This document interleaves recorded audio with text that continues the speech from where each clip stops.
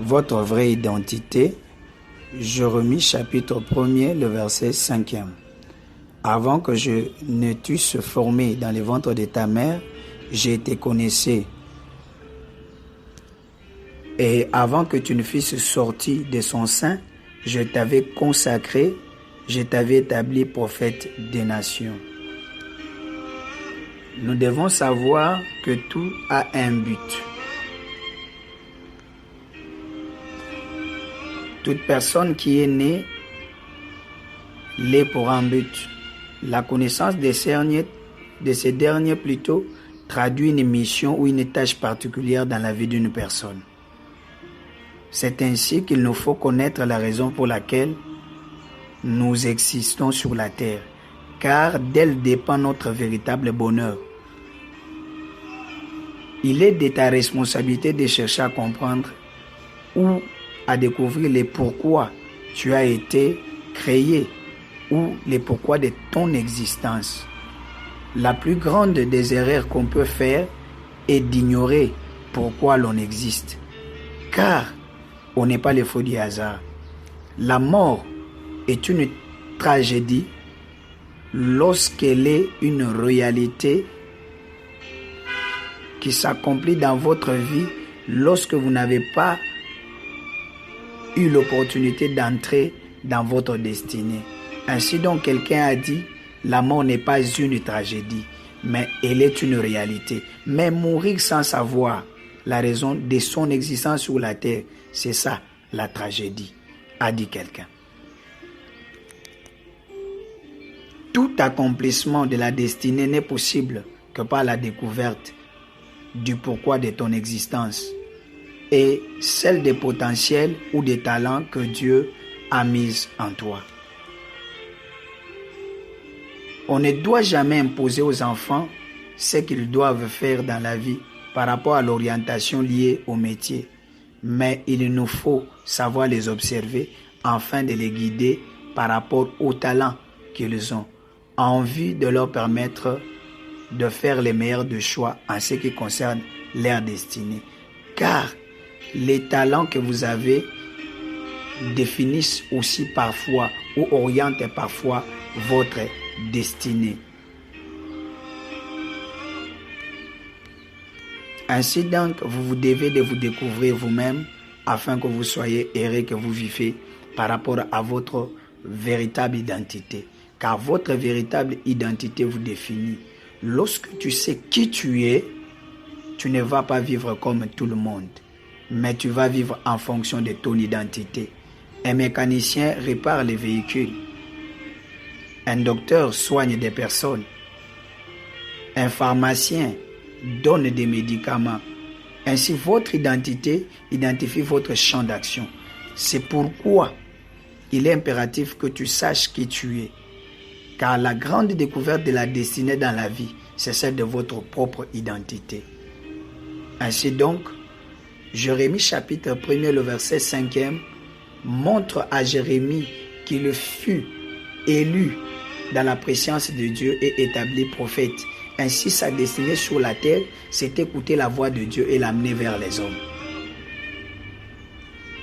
Si vous ne découvrez pas votre identité, votre destinée ne répondra jamais en votre faveur. Vous pouvez vous épanouir dans certains domaines de la vie, mais vous ne serez pas heureux tel que vous l'aurez été si vous étiez totalement dans ce pourquoi Dieu vous a envoyé sur la terre. Car l'homme est un missionnaire sur la terre. Il a une tâche à accomplir. La découverte de votre identité détermine votre mission sur la terre. Quand on découvre notre identité, l'on devient plus excellent dans ce que l'on fait. Surtout lorsqu'on parvient à adapter notre identité à notre vie et par conséquent, on sait mieux faire face aux problèmes dans le parcours de la vie. En Jésus-Christ, nous sommes de la famille des dieux, étant engendrés par sa parole, qui est la sémence incorruptible, et notre cœur demeure donc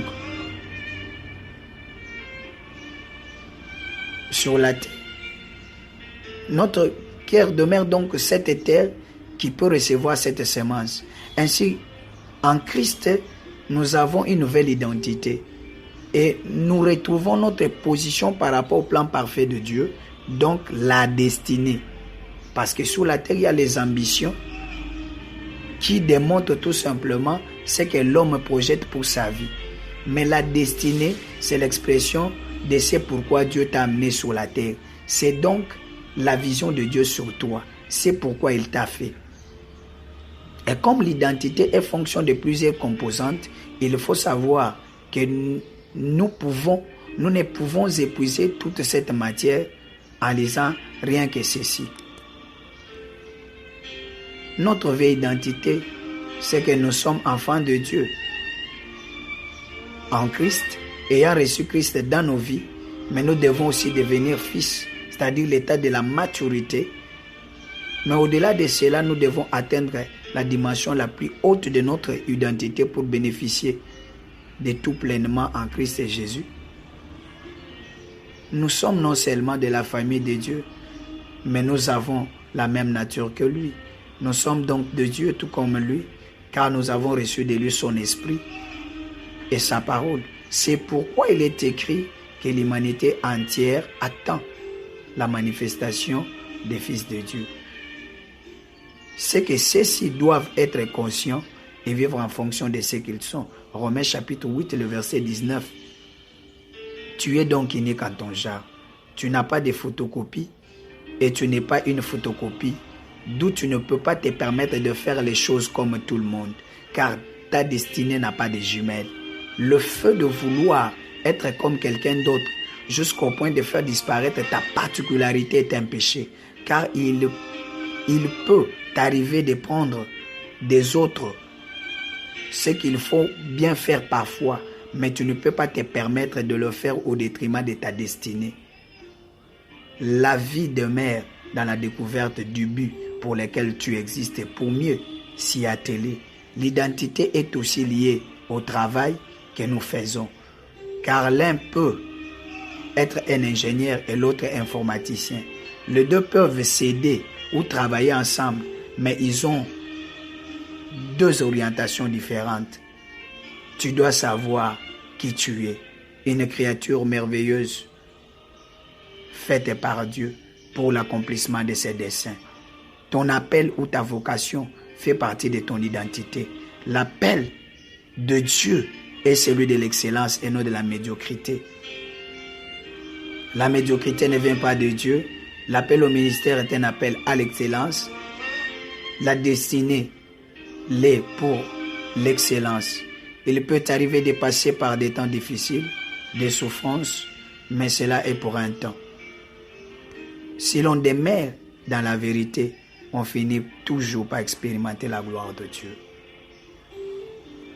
Notez bien ceci, ne copie pas les autres en tout, prends ce qui est nécessaire, mais fais plutôt ce qui te correspond, le mien, sous la conduite du Saint-Esprit, et demeure en équilibre avec les convictions de ton cœur.